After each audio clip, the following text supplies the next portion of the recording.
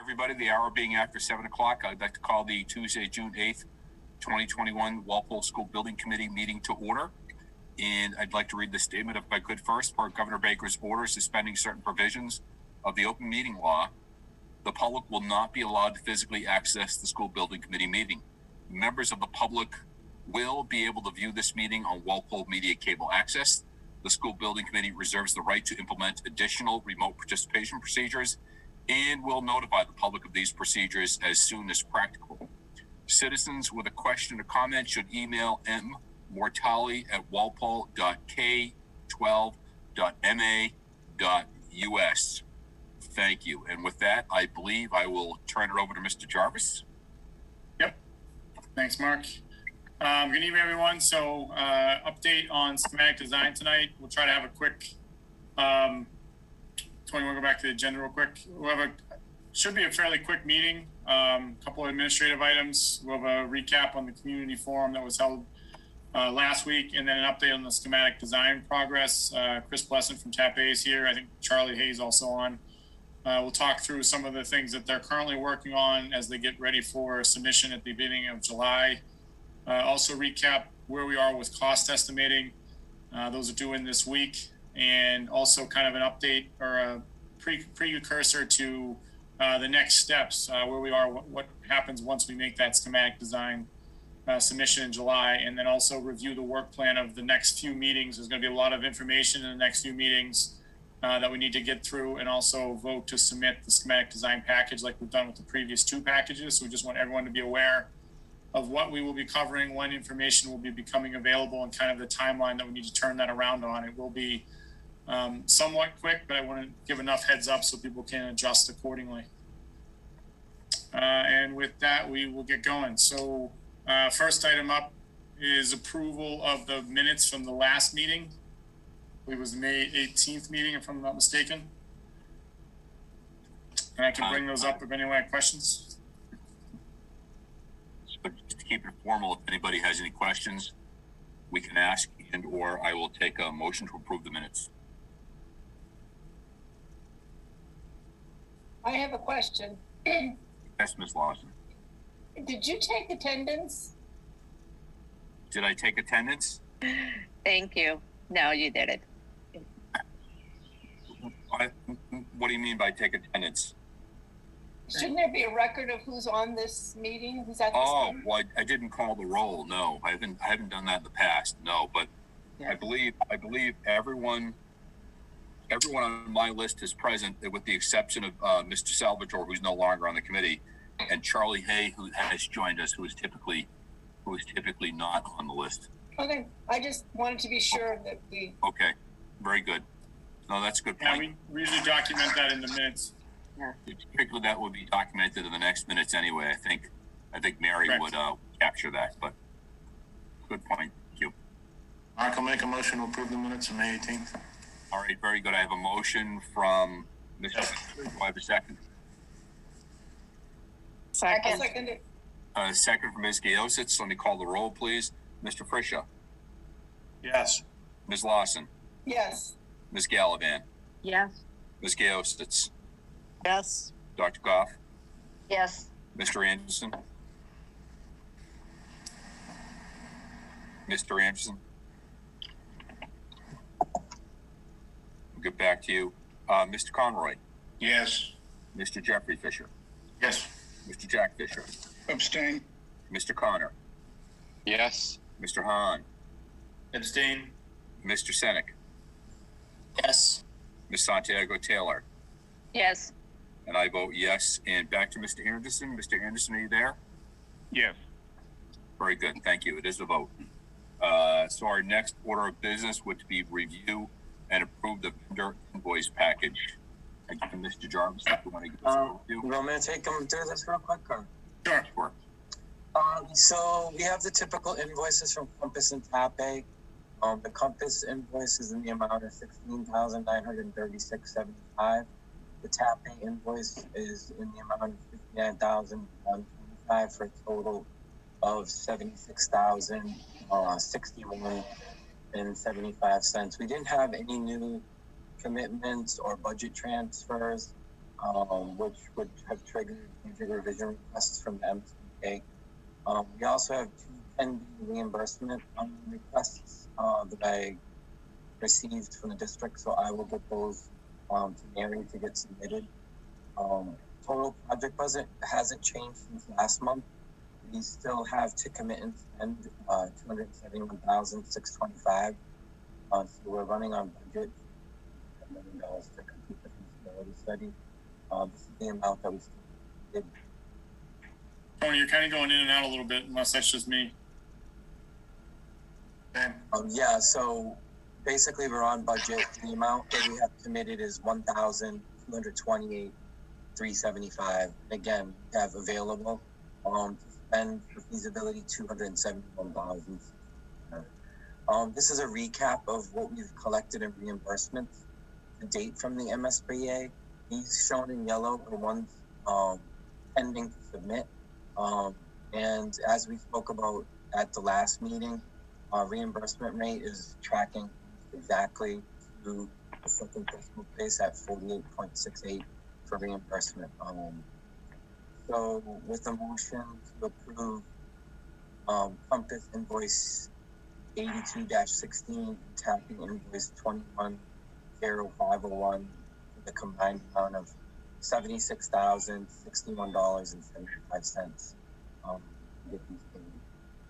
Thanks, Tony. Do we have a motion to accept the vendor invoices as mentioned by Tony for Compass CPM 82-16 for tab A 210501 in the amount of $76,061.75? So moved. I have a motion from Ms. Lawson. Do I have a second? Second. Second from Ms. Gaositz. Let me call the roll again. Mr. Frisha, Yes. Ms. Lawson, Yes. Ms. Gallivan, Yes. Ms. Gaositz, Yes. Dr. Goff, Yes. Mr. Anderson, Yes. Mr. Conroy, Yes. Mr. Jeffrey Fisher, Yes. Mr. Jack Fisher, Yes. Mr. Connor, Yes. Mr. Hahn, Yes. Mr. Senek, Yes. Ms. Santiago Taylor, Yes. and I vote yes, it is a vote. So our next order of business is a recap of Community Forum number 5. I don't know if Mr. Yeah, Jarvis, Mr. you want- Mr. Brink, could I just interject before Yep. Brian Jarvis starts about the recap of the community forum? Right. I was actually going to offer up the moment to you as well, so great. Thank you, I appreciate it. I sent this message out the night after the meeting to all attendees, so some of you may be hearing this for a second time. But I also think it's important to mention for those who stream through YouTube, who may be watching this at a later date or live now, and also for school building committee members. As some of you may be aware, the end of our community forum was interrupted by a disturbing situation in which an unknown person Zoom bombed our webinar by shouting and typing racial slurs. Although the person was quickly removed from the webinar and the chat was disabled, it was realized that the chat was not able to be removed from our view and the meeting ended. This was a very upsetting incident for both the violation of boundaries and because of its racist and offensive content. We denounce the language that was used and refuse to let our platform be used for hate speech. We want our community meetings, both in person and virtual, to be safe and free from discrimination and hateful speech in all of its forms. The town of Walpole and the school district are investigating the incident, and we reported it to our local authorities. And also the middle school building project team will evaluate any future forums and public access during virtual meetings. Thank you. Dr. Goff, do we have any questions or comments about Dr. Goff's statement? All right, thank you. Very unfortunate. Mr. Jarvis, do you want to continue? Sure. So just to recap the positive from that came out of the community forum number 5 last week, we did send out another townwide mailer to all residences. You probably received those in the mail prior to the weekend, informing people that they could log on and join. We had over 70 attendees that night. Considering it was kind of head to head with the Bruins game, that was pretty well attended. Again, the online ones, in our experience, have been seeing much higher attendee rates than what we typically see sometimes on projects and in person. So that's somewhat of a silver lining to maybe the COVID situation. It was streamed live via Walpole Media YouTube, so people could follow along at home if they weren't on the actual webinar itself. We did talk through at length a lot of the comments and concerns from the abutters along Grasshopper Lane. So the working group and Mr. Breen had exchanged some emails with some answers to questions they had posed, and obviously there's more work to be done there, going through some of the details related to the driveway out to East Street, and then how that integrates with the neighborhood over on that aspect of the site. So we are looking for the final traffic report in the next few days, and then we'll continue to work through some of the details as we move along. And if the project ends up moving into the design phase, we'll have to spend some more time working through some of those concerns. And we had talked through those, I think, at the last building committee as well. So we did hear live from the abutters. They did get their voices heard. So that was good. There were also a lot of other general questions that came in that I thought was a good way to exchange information. Obviously, before things got shut down, it was, I think, a pretty good and informative meeting. We are getting feedback about scheduling some in-person outreach to seniors groups who may not have the technology at home to get on some of these calls. So I know we are following the town's lead, and depending on what happens after June 15th, we'll look to schedule some in-person information sessions either at the senior center or wherever. But that is something that we are taking seriously and trying to get out in front of as many groups as possible, obviously, to get project information out there and answer any questions people might have. Any changes on that schedule as of now? Or are we still waiting on decisions for whether or not the governor is going to extend that open meeting law? Is that correct? Do you have an update on that? Yeah, so the governor had suggested extending that, but it's in the legislature's court now. Another legislature sounds like is taking it up this week, so we'll just kind of wait and see what happens. But as of right now, the June 15th, the date we're all kind of looking at. Right, so something we can talk about prior the next meeting, June 22nd, for this committee. Whether or not that's a potential to be in person or not, I don't know. It's just something we need to think about. I know some committees are planning to return in person after the 15th, but I guess after Thursday or Friday of this week, we'll know more. Again, that'll give folks a chance to possibly sit in on a meeting and ask questions. And then obviously once we get through this summer, so we make the MSBA submission in July, that'll culminate with the MSBA board meeting at the end of August. And we're going to talk a little bit more detail about that at the end of this meeting. That's when we'll kind of lock in all the information with the MSBA and post that board meeting as where we'll really start to get out there, hopefully in person, meeting with different organizations to provide project information and answer questions ahead of town meeting all early fall. So I do have a couple emails. Tony, if you want to let me share for a second, we can bring those forward.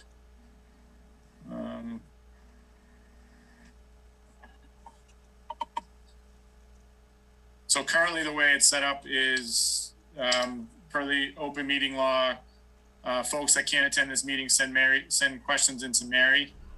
So we did have one, Ms. Coletti had sent an email through. I gave this email to the committee prior to this meeting, who basically just had some comments, asking why the current gym at the Bird could not be saved and reused, thinking that it would possibly save costs without having to demo or build a new gym. Obviously, she's talking about moving the parking lot out onto the fields to accommodate that. And we can respond back to that. I think that we've looked at some of these options, and I think phasing a project was one of the options, and it made the project longer and more expensive. Obviously, if we're impacting the existing fields, and it creates potential expense for having to either refurbish those fields or reconfigure them or recreate them. And I think that we looked at a couple of those different options, and that kind of building a new building and then taking down the old building was the most efficient means of coming up with a solution. So you do have her list of questions. I don't know if anyone else wants to make any comments, but we can respond back to her formally as part of the project team, if not. And Brian, as I said to you, I sure would like to hear from somebody with design and engineering know-how rather than than Yep. me, so. So I think after, unless anyone else in the committee has any other comments or questions, we can, between Compass and TAP A, we can respond to some of these questions saying that we looked at some of these options. And I don't think that the committee voted on this scenario, which eliminated some of the previous options for various reasons, mostly due to they were more expensive at the end of the day. Any other questions or comments on this? Brian, just one. Oh, sorry. Yeah, what I'd suggest is make sure that you address each and every bullet, because what you Yep. don't want to do is have them come back and say, well, you answered 8 out of the 10, and I think the 2 that you didn't answer were most important. So just make sure you get every bullet. Yep, will do. Thanks, Jack. Can you see this email? Miss Jean Duffy, she's been asking a few questions along the way, mostly related to sustainability and energy efficiencies. I think along the way in both this meeting, this committee meeting, and in the public forums, we've addressed a lot of these, and we're gonna have some updates this week and next week. I believe she's watching at home tonight. Brian, Pardon me, sorry. Brian. I Pardon me, can't Brian, see it we on my can't see screen. your email. Oh, you can't see that? Sorry. See if I can do it again.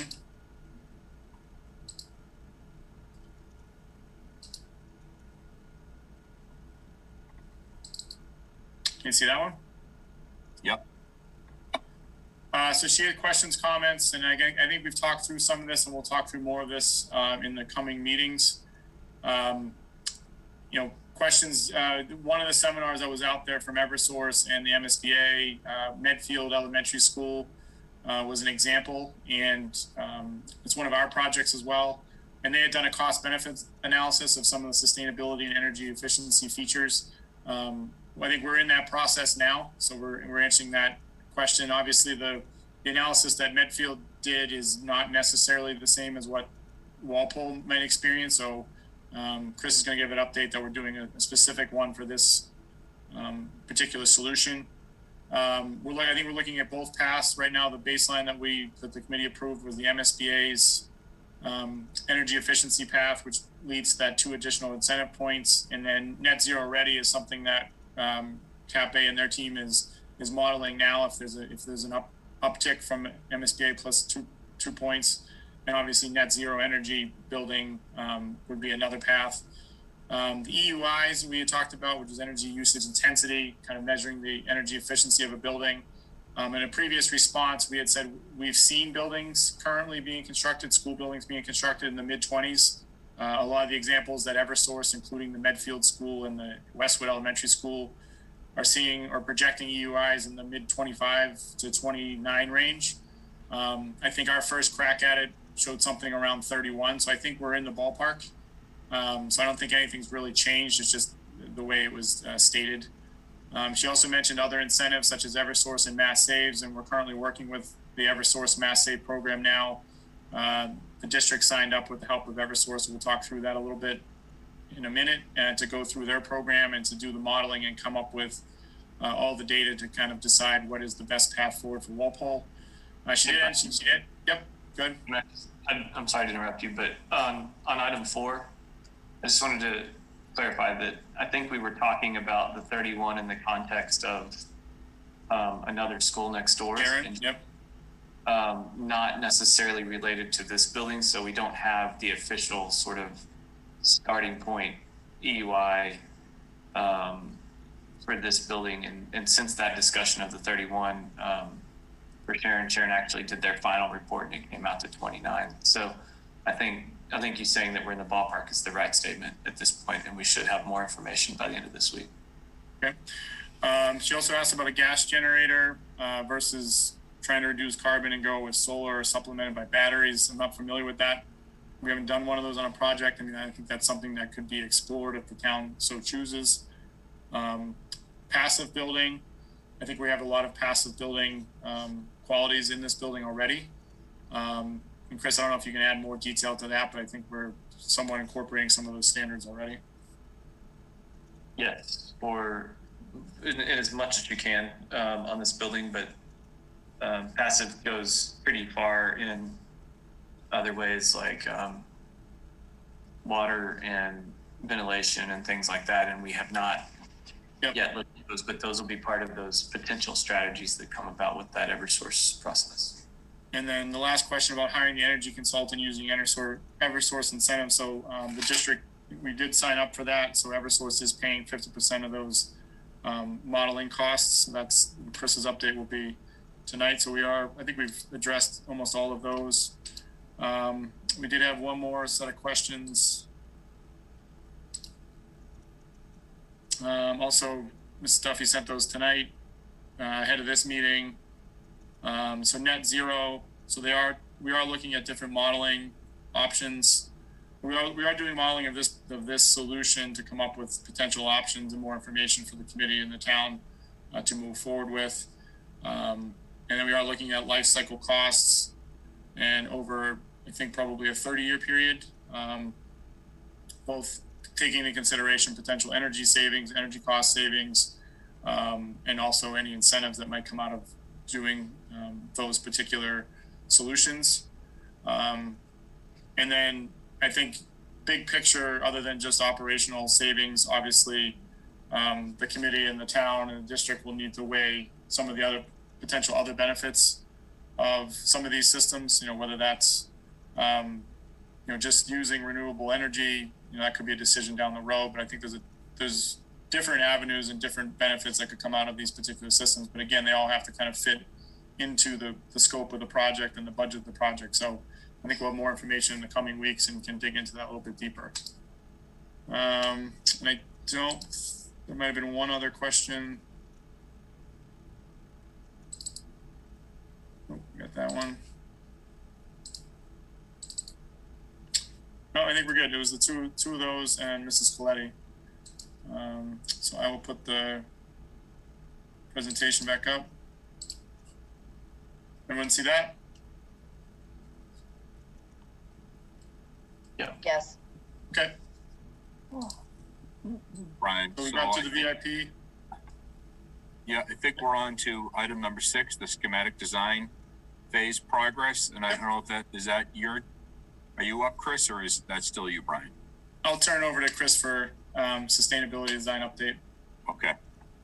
So as Brian was telling you, the energy modelers, it's led by Andy Manwalik, who is the third party to TAP A, but also one of the vendors to Eversource for doing the energy models and trying to depict what the pathway to the EUI 25 is.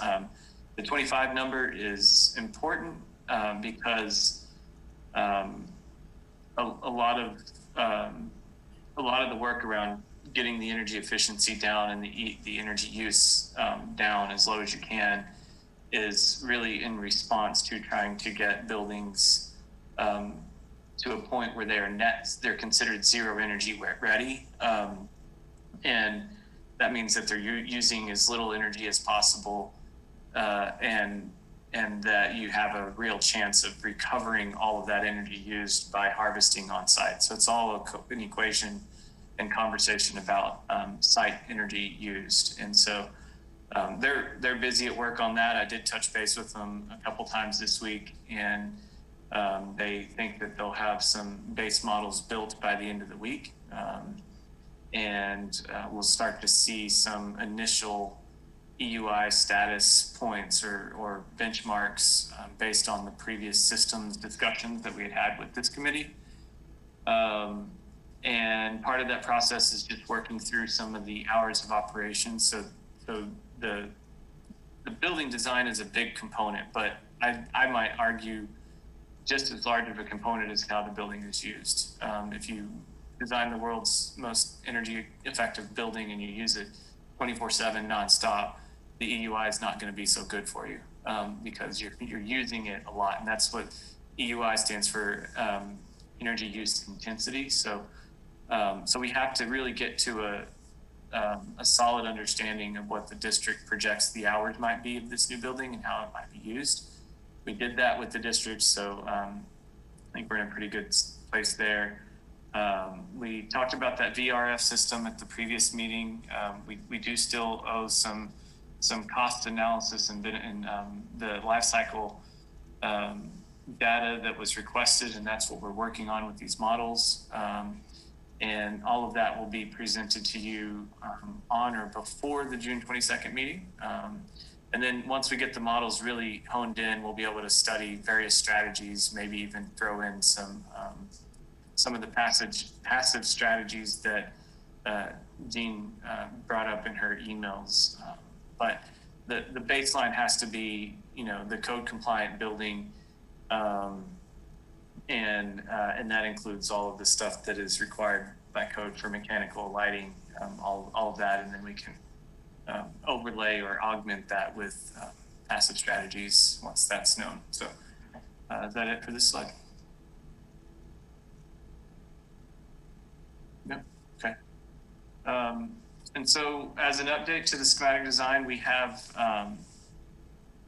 been requested by the MSBA to submit early, submit the SD package early. I think they have a lot going on this summer, and maybe some staff taking vacations or something as well. But I think there's generally a lot going on at the MSBA, and they need to get ahead of the review. So they asked if we could submit early. We didn't think we could submit the whole thing early, not only from a getting the work done perspective, but also the due process side of getting in front of this committee. We already had all the timeline set up and the meeting set up. So we projected a few things that we might be able to submit early with the help of the MSBA telling us if we could only do partial, what would some of those helpful things be.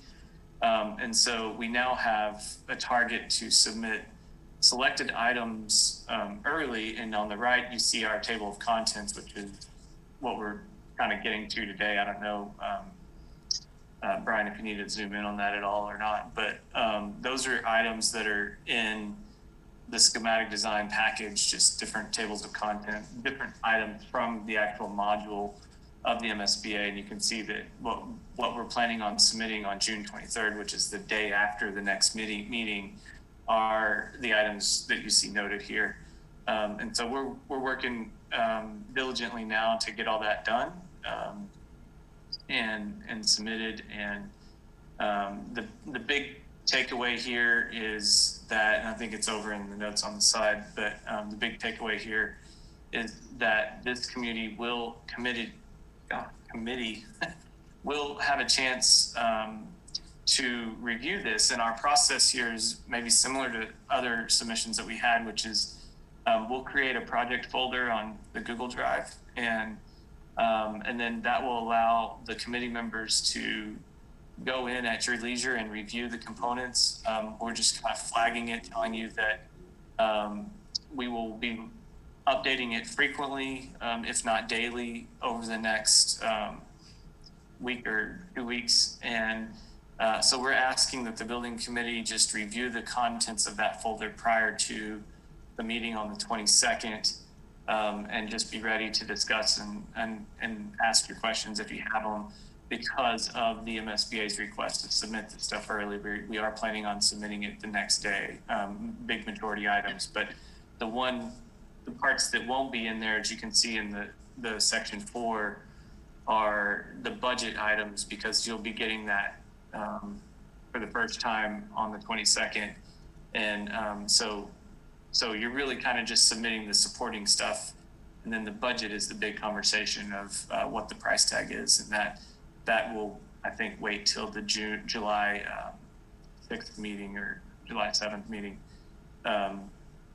for approval of that. So we'll distribute a link to the folder that has these items in it, probably tomorrow or later this week, and then you all will have that. And I think we'll probably try as a project team to send you some reminders every couple days, just to say you might want to check it. There's some new information, but please do make sure, over the weekend of the 19th, 20th, and there, check in on this before you come to that 22nd meeting, so that you have all the information. Yeah, and I'll just add that a lot of the items that are being submitted early are things that necessarily haven't changed since the PSR submission. You just kind of repackage that up so it's a complete package. So things like the introduction of the project and the MSBA comments and the district responses back to the PSR. We've already submitted those. Things related to the site investigation, none of that has really changed. So it's kind of submitting older information that you might have already read through.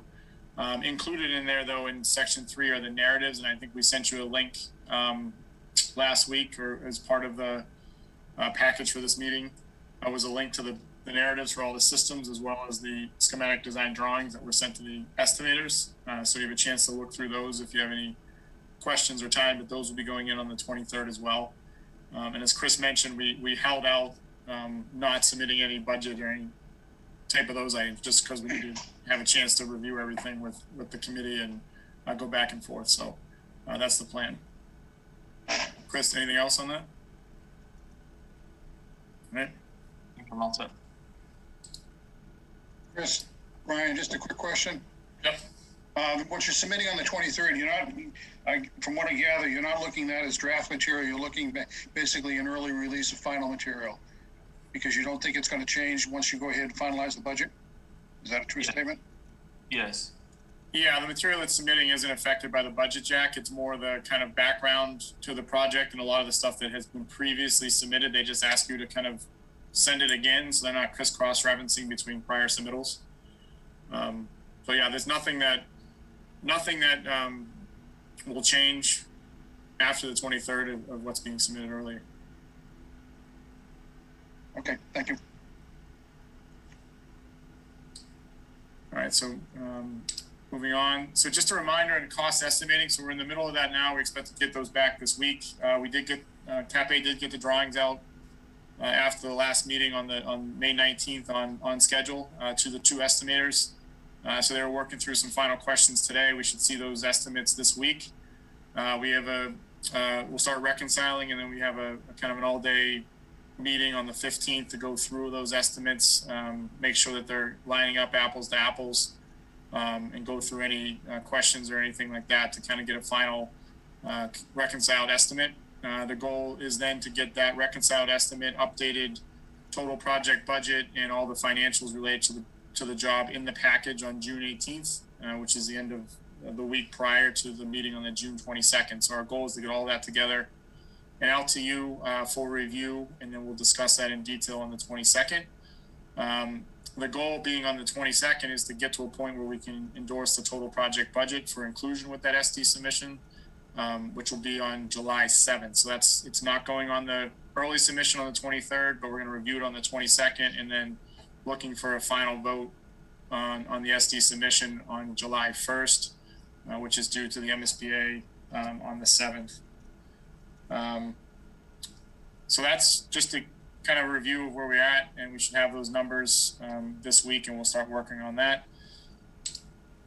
And the total project budget, as I mentioned, this is the actual form that the MSBA provides, and it's a very intense spreadsheet where you put in all the project information, soft costs, the feasibility study agreement, which we have now, that budget goes in, owner's project manager, architect, any soft costs you think you might have on the job, construction costs, etc.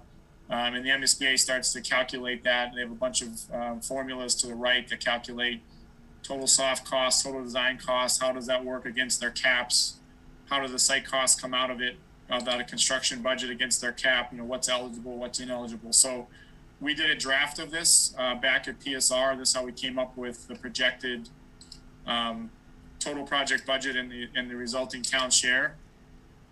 So at the bottom of that long spreadsheet, kind of puts everything together and spits out like a reimbursement percentage, after you take out what's eligible, what's ineligible, any additional incentives, and it spit out that $80 million town share number on a roughly $116 million budget. So again, this was just an exercise based on the last estimate. So this is going to get updated after the SD estimates come in for real, and we will review this. This will be in the package on the 22nd. You can go through it in more detail. We will review this on the 22nd, and this will kind of lay the basis of the submission for the schematic design package, which the MSBA will then review and start to lock in some of these numbers over the summer. And it's a lot. This is just an example. We'll send this out with the package prior to the meeting on the 22nd, but I wanted to give you an update of kind of what this thing looks like and all the information that goes into it. And then from there, kind of a snapshot of where we're going.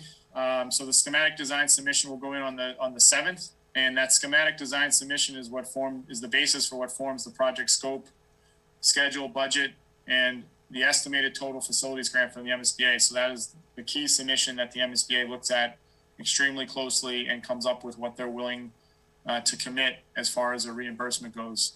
That'll go in on the 7th. We'll get some questions back from the MSBA. We'll have a chance to respond to those. Possibly we'll attend a facilities assessment subcommittee like we did at PSR. If they have some bigger picture questions, we'll meet again with that same committee. We'll also attend a project scope and budget conference where we'll review that entire package, the total project worksheet that we just went through, how the project and the budgets comply with MSBA regulations and policies. So again, things we've talked about before, how they calculate ineligible costs, what they're deeming eligible or ineligible in this project.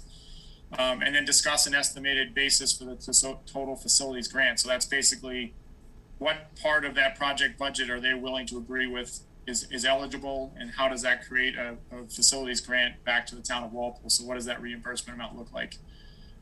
Once the project team and the district and the town address any questions or concerns, they'll recommend approval to the board. That board meeting is scheduled for August 25th, at which time they'll issue a scope and budget agreement with the town that basically documents the project scope, the budget, and what that estimated facilities grant will be based on the reimbursement percentage. Basically a contract with the town. However, that contract isn't a funding agreement. So right now we have a funding agreement with the MSBA for the feasibility schematic phase.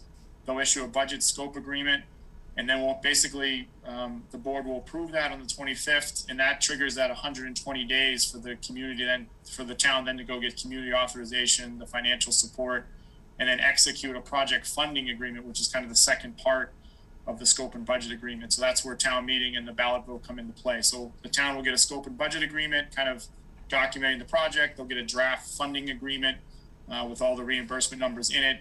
Everything will go to town meeting and the ballot, and based on the result, if it's a favorable result, then the town will execute those documents, get them back to the MSBA, and that'll officially kick off the design and construction phase. And at which point the town will be able to start submitting design costs for reimbursement to the MSBA. So until that funding agreement is executed, we can't submit any design phase cost into the MSBA to get reimbursement. So that's just part of the timeline. Again, all pending a favorable vote and approval of the project. But that's where we're heading.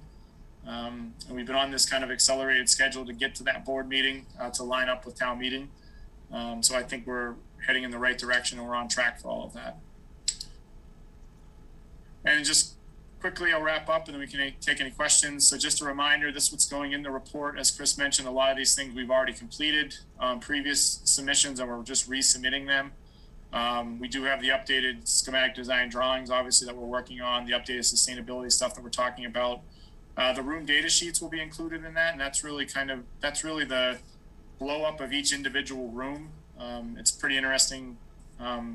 It's a little bit more detailed than the floor plan, so that will be in there if people want to see what things look like or what the design of rooms look like as far as layouts.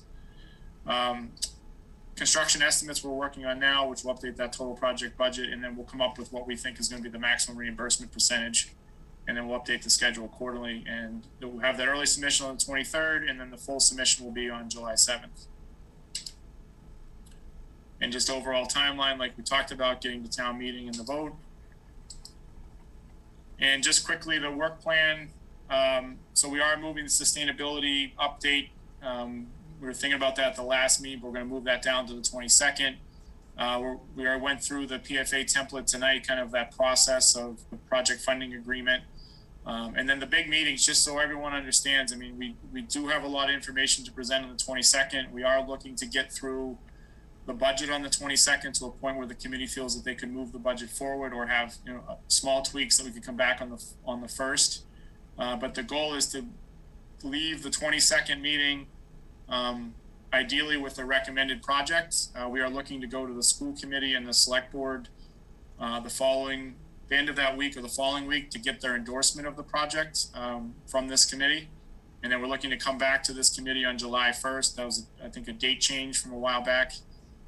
July 1st would be the last night that we want to vote the schematic design submission if we have to submit that to the MSBA, and then everything will get packaged up and in by the 7th. So a lot going on. If there's people might be away or something like that, if we think we might have quorum problems, we need to know that. But I just want you guys to have a heads up and be able to budget some time to start looking at these things as they get populated by TAP A, and obviously the week of the 22nd when we get the estimates in, and obviously the 2 meetings, the 22nd and the 1st. So with that, I think that's all we had for an update. It was really just kind of giving you a status update and letting you know where we're at, and then just the importance of the upcoming meetings. Any questions for us or TAP A or in general? Brian, I just have a quick one. According to the schedule, we're going to have to get the projected tax impact. I'm assuming we're going to delay that to the next meeting until you get the estimates in. Well, yeah, we had done that tax impact previously in the PSR, Jack. We had done that kind of that chart with the different borrowing amounts. I think we had circled around that town share of like $80 million, but I think we had a $75 million and an $85 million. We will update that chart along with where the estimate is. You know, ideally everything's still within that range and the tax impact really hasn't changed. But yeah, we'll have that for the 22nd. One of the things, and this is the third time I've mentioned this, it's out there for a 30-year. I'd like to see it at 20 and 25 years as well. We can make a decision. I think Jim was working on that per your last recommendation. So we'll pull all that. We'll pull all that for the 22nd. Okay, thank you. So Brian, can I just jump in on that? I was not working on that. I will work on it now, and we can easily get that together. But I wasn't working on it. So, Jack, so we'll make up a similar sheet as to what we had for the 30-year, if that works for you. Yeah, just do it for the 20 and 25 years, just so that That's easy. Okay. Yeah. Okay. Thank you. No problem. Anybody else have any questions or comments? Yes, I do. All right, Mr. Conroy. Okay, question. I heard 30 years. Typically, every one of these overrides has been 20. Who made the decision to go to 30? I don't think any. I think we just ran that number as a model, correct? Yes, I don't recall a decision being made. So it was all I was asked to do was run a model for 30 years. If you want more, we'll do more. No, my question is, we've typically gone 20 years. That's the way it's been forever. Mass general law allows 30. I understand that, but I'm going back with past history, Jim. With pumping to 30, I know what that means. It's like extending the car payment and everything else. It looks better. Who votes whether it goes 20, 30, 3 years? Who controls that? I don't know off the top of my head. I'll consult with Council Brian. Do you know? I don't know if my guess is that's what's presented, how you present the financing package to town meeting. I understand that, but okay, I'm going to be asked, who decided 30? I didn't get an answer here, so how am I going to even defend that? Who said 30? Was there a vote? Was it a meeting of the minds? How did it all come about? Oh, I'll offer just a lot of time on the schools projects that the building committee will kick that financial portion or that decision to the FinCom, where they can see with transparency what all the outlook is and the debt service coming off and all that other stuff. And so the building committee could ask FinCom for an opinion on that based on what Jim produces for 20 and 25 and 30 years. I understand opinions 100%. Who says 30? What body within the town says we're going with 30? Can I just have the time to consult with council before? I don't know the answer to the question. I'm sorry. Well, that's what needs to be, because all of a sudden 30 popped out of nowhere. And it's always typically been 20-year bond. And that's what we've always done. And now all of a sudden 30. But who said it at 30? That's all I'm asking. It's a legitimate question that I think should have already been known how we're voting or who decides in the final. Is it 10, 20, 30, 40, 50? That's all. Okay. Second question. When you go to town meeting and when you go for your override, what is the number that will be put forth? Will it be the total or will it be what we are paying? I mean, typically it's the total project, and then they show the town, they show the reimbursement, and they show at the end of the day what the town will end up having to borrow if obviously they spent their whole budget, because the MSBA makes town meeting approve the full total project budget. Okay. So it's the full total project budget. Okay. Yeah, they vote the full number, and then they know that the MSBA is signed up for what percentage. In the old days, they gave you 63%, so no matter what it was, you said 63%, boom, done. Here, we have a new thing called unreimbursables and all that, so that's a moving target, correct? It's moving until this summer, but I think we have a pretty good idea of what it's going to look like. But it will be locked in before town meeting. All right, that's what I want to make sure that, you know, you give the total and then you give what we are kicking in ourselves, so it's not down the road moving. No, it won't be town meeting, it will not be moving, Jack. So that's that scope and budget agreement and project funding agreement that I talked about. We'll have that at the end of August, and that will be that information will be presented leading up to town meeting and us obviously at town meeting. Okay, those are my just two questions. Thank you. Thank you, Mr. Conroy. Anybody else have any questions? We have no other questions. So with that, I would take a motion to adjourn.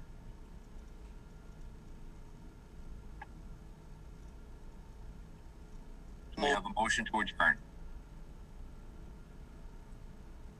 I'll make a motion to adjourn. All right, thank you, Mr. Fisher. And we have a second from Ms. Lawson. So a motion for Mr. Jack Fisher, a second from Ms. Lawson. Let me poll the committee. Mr. Fisher. Yes. Mr. Johnson. I'm sorry, you're a non-voting member. Ms. Lawson. Yes. Ms. Gallivan. Yes. Ms. Gaositz. Yes. Dr. Goff. Yes. Mr. Anderson. Yes. Mr. Conroy. Yes. Mr. Jeffrey Fisher. Yes. Jack Fisher. Yes. Mr. Connor. Yes. Mr. Hahn. Yes. Mr. Senek. Yes. Ms. Santiago Taylor. Yes. And I vote yes. Thank you all, everybody. Good night. The meeting is adjourned, and we'll see you next time. Thank you. Thanks. everyone. Good night.